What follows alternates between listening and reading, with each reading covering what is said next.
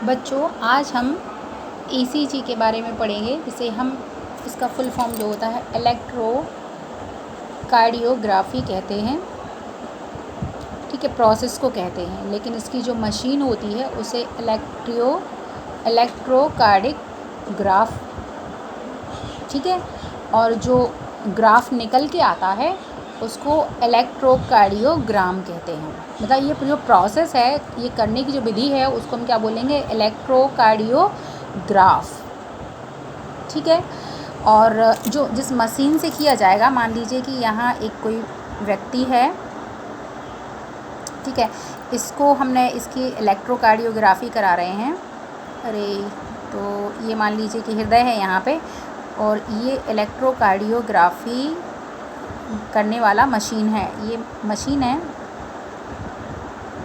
ठीक है, तो मशीन, ये इसके दो पैर हैं मान लीजिए, तो एक पैर से यहाँ से लीड लगी रहेगी इसके पास, और एक और हाँ, एक पैर में लेफ़्ट वाले में, और एक यहाँ से लीड लगेगी हाथ में, एक यहाँ से लीड लगेगी, और यहाँ हृदय से भी, यहाँ जो हार्ट पोर्शन है ना, ऊपर चेस्ट पोर्शन है, वहाँ से बहुत सारी लीड्स यहाँ लगा दी जाएंगी। अब ये प्रोसेसिंग करेगी, तो ये जो मशीन है इसको हम क्या बोलते हैं, इलेक्ट्रोकार्डियोग्राफ। ठीक है, मशीन का नाम। लेकिन ये जो रिज़ल्ट निकाल के आप लोगों ने देखा होगा किसी का, कि एक लंबी सी, हमें जैसे जो बिजली का बिल आता है ना, वैसा एक लंबा सा हमें इस तरीके का रोल मिलता है, काफ़ी लंबा, उसमें ये ढेर सारा इस तरीके का रहता है, ऐसे। ठीक है, ये आता है, या हम लोगों ने टीवियों में देखा होगा, जो हीरो होता है ना पिक्चर का, वो जब ऐसे भर्ती होता है और ये चल रहा होता है, एकदम से टू टू बीप बीप की आवाज़, पी, तो बोलते हैं सी इज़ नो मोर या ही इज़ नो मोर, इस तरीके से बोल देते हैं, मतलब सीधे का मतलब डेड हो जाएगा ये। ठीक है, डेड हो जाएगा, तो सब रोने गाने लगते हैं। तो ये चलती रहती है तो मतलब वो लाइव है, और अगर ये सीधी आ जाती तो वो डेड माना जाता है। तो ये जो मशीन लगी रहती है उसको इलेक्ट्रोकार्डियोग्राफ। अब जो इसका, जो हमने आपको बोला, ये पेपर लाइक स्ट्रक्चर जो हमें देखने को मिलता है बाहर, उसको बोलते हैं हम इलेक्ट्रोकार्डियोग्राम। क्या बोलेंगे, इलेक्ट्रोकार्डियोग्राम बोलते हैं उसको, इस पेपर को। अब देखो ये है क्या, ये क्यों किया जाता है।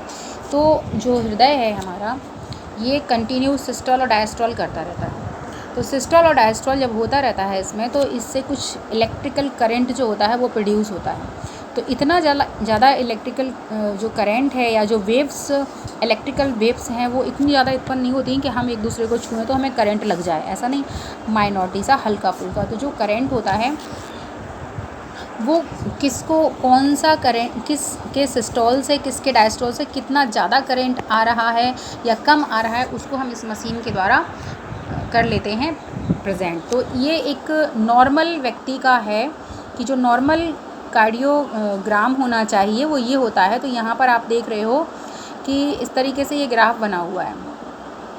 ठीक है, वहाँ चेक से बने रहते हैं उसमें, और इस तरीके से यहाँ ये लाइनिंग रहती है। तो यहाँ पी वेव लिखा है, QRS, तो ये QRS जो हैं, देखो याद करने के लिए PQRS और T कर दो, ST, ABCD का ही है, ये सीक्वेंस से चल रहा है।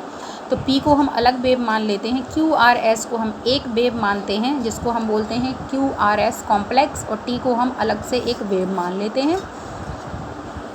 तो यहाँ क्या हो रहा है कि ये हम दिखाएंगे, तो ये जो P है ये एट्रियम को सिस्टोल करने वाली वेव है, कि जब एट्रियम सिस्टोल करते हैं, मतलब कि ये जब इस तरीके से कॉन्ट्रैक्ट होते हैं, ठीक है, इस तरीके से कॉन्ट्रैक्ट होते हैं, तो क्या वेव, कितना इलेक्ट्रिकल करंट प्रोड्यूस होगा, तो हल्का सा, ठीक है, ज़्यादा नहीं होता है।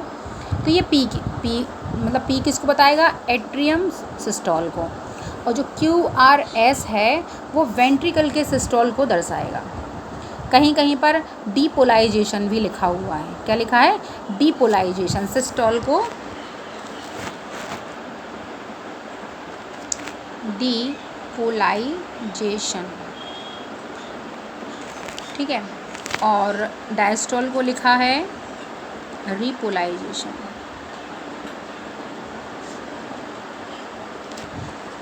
रिपोलाइजेशन का मतलब वो वापस अपनी कंडीशन में जाए। पोलाइजेशन मतलब वो इस तरीके से हो जाए, रिपोलाइजेशन वापस अपनी कंडीशन में आ जाए।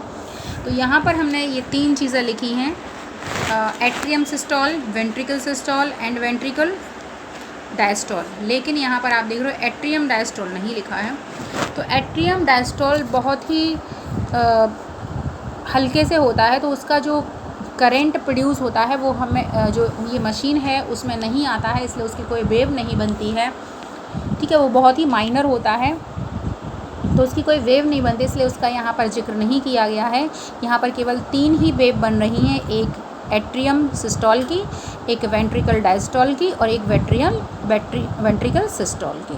मतलब एक बार ये कॉन्ट्रैक्ट होने की ये है, एक बार ये कॉन्ट्रैक्ट होने की ये वेव बनेगी, और इसके वापस फूलने की जो प्रोसेस है वो ये वेव है। तो इस तरीके से आपको ये समझ में आ गया होगा कि ईसीजी हम किसे कहते हैं। तो ECG it is the graphical representation of electrical activity of heart. मतलब कि जो हार्ट है उसकी इलेक्ट्रिकल एक्टिविटी को एक ग्राफ के रूप में रिप्रेजेंट करने की जो प्रोसेस है उसे हम क्या कहते हैं, इलेक्ट्रोकार्डियोग्राफी कहते हैं। और उसमें ये 3 तरीके के हमें 2 वेव और एक कॉम्प्लेक्स मिलता है। ठीक है, तो पी वेव जो है वो किसको रिप्रेजेंट करती है, एट्रियम सिस्टोल को, और पी क्यू आर कॉम्प्लेक्स किसको रिप्रेजेंट करता है, वेंट्रिकल सिस्टोल को, और टी जो वेव है वो किसको रिप्रेजेंट करती है, वेंट्रिकल डायस्टोल को। जो एट्रियम डायस्टोल है वो रिप्रेजेंट नहीं होता है इस मशीन के थ्रू, ये जो मशीन यहाँ पे बनाई थी उसके द्वारा इसका रिप्रेजेंटेशन नहीं होता है, इसलिए जो ग्राफ आता है उसमें इसकी कोई वेव नहीं बनती है।